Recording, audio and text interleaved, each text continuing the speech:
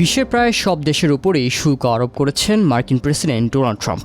এর মধ্যে সবচেয়ে আলোচিত বিষয় হচ্ছে চীন যুক্তরাষ্ট্র শুল্কযুদ্ধ। ট্রাম্পের আরোপিত শুল্ক চাপ সামলাতে অনেক পদক্ষেপ নিয়েছে চীন, তবে সম্প্রতি চীনের সোশ্যাল মিডিয়ায় ঘুরে বেড়াচ্ছে এক রিভেঞ্জ লিস্ট।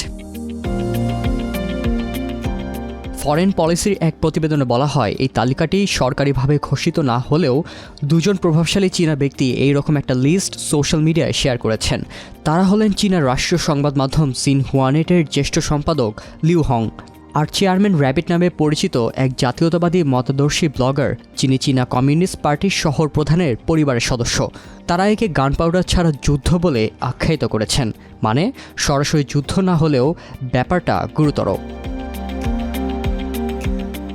তালিকায় উল্লেখিত সম্ভাব্য পদক্ষেপগুলো হলো ফেন্টানিল বিষয়ক সহযোগিতা স্থগিত করা, আমেরিকান সয়াবিন, সরগম সহ কৃষি পণ্যের উপর আরও বিধিনিষেধ, আমেরিকান পোলট্রি যেমন মুরগির মাংস আমদানিতে সীমাবদ্ধতা, আমেরিকান সার্ভিস সেক্টরের উপর পাল্টা পদক্ষেপ, আমেরিকান চলচ্চিত্র আমদানি হ্রাস বা নিষিদ্ধ করা, আর চীনে আমেরিকান কোম্পানিগুলোর বুদ্ধিবৃত্তিক সম্পদ বিষয়ে তদন্ত শুরু।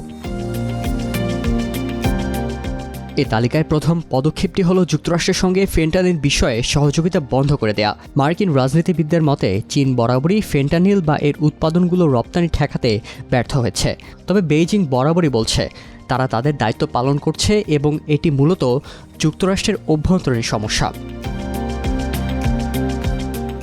2023 সালের নভেম্বরে বাইডেন এবং শি জিনপিংয়ের বৈঠকের মাধ্যমে দুই দেশের মধ্যে ফেন্টানিল নিয়ে সহযোগিতা আবার শুরু হয়েছিল। এখন তা বন্ধ করে দেয়া মানে হবে দুই দেশের কূটনৈতিক ও সামরিক সম্পর্কে আরও অবনতি। পাশাপাশি এটি ট্রাম্পের রাজনৈতিক বক্তব্যকে আরও শক্তিশালী করতে পারে, ফলে এই পদক্ষেপটি কম সম্ভাব্য এবং কৌশলগত ঝুঁকিপূর্ণ।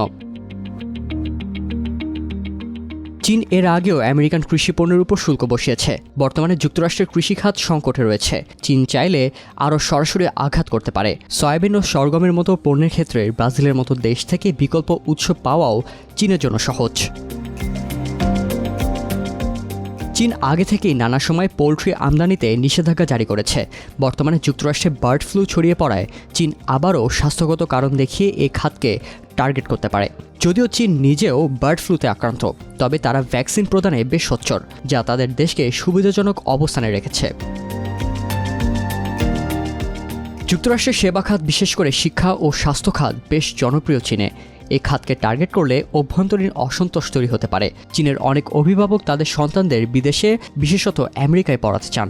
এই পদক্ষেপ নেওয়া হলে তারা বিকল্প হিসেবে অস্ট্রেলিয়া বা কানাডার দিকে ঝুঁকতে পারেন। এছাড়া বিদেশি বিনিয়োগকারীদের আস্থা ক্ষুণ্ণ হতে পারে, যা চীনের অর্থনীতির জন্য বিরূপ হবে। তাই এই পদক্ষেপটি খুবই সংবেদনশীল। চীনে আগে থেকেই মার্কিন চলচ্চিত্রের সংখ্যা সীমিত। অতীতে ঠুনকো কারণেও আমেরিকান সিনেমা নিষিদ্ধ করা হয়েছে। বর্তমানে চীনা সিনেমার বাজার শক্তিশালী এবং নিজা 2 এর মতো ফিল্ম বিপুল আয় করছে। সুতরাং এ খাতে নিষেধাজ্ঞা বাস্তবায়ন খুবই সম্ভাব্য। সম্প্রতি হলিউড সিনেমার উপর শুল্ক আরোপের সিদ্ধান্ত নিয়েছে চীন। চীনে বিদেশি কোম্পানিগুলো বুদ্ধিবৃত্তিক সম্পদ সংরক্ষণ সবসময় দুর্বল ছিল। এই খাতে তদন্ত শুরু করা মানে হবে কিছু নির্দিষ্ট কোম্পানিকে লক্ষ্যবস্তু করা। তবে এটি বেশি প্রতীকী এবং বড় আকারের পাল্টা পদক্ষেপ নয়, যতটা না এটি রাজনৈতিক বার্তা দেওয়ার কৌশল।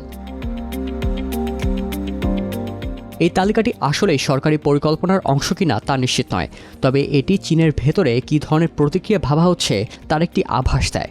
সবচেয়ে সম্ভাব্য পদক্ষেপগুলো হলো কৃষিপণ্য ও চলচ্চিত্র খাতে বিধিনিষেধ, আর সবচেয়ে ঝুঁকিপূর্ণ হলো ফেন্টানিল ইস্যুতে সহযোগিতা বন্ধ করে দেয়া। বাণিজ্য যুদ্ধ আপাতত শুধু শুল্কে সীমাবদ্ধ থাকলেও পরিস্থিতি জটিল হলে এর প্রভাব পড়তে পারে শিক্ষা, স্বাস্থ্য ও বিনিয়োগ সহ নানা ক্ষেত্রে।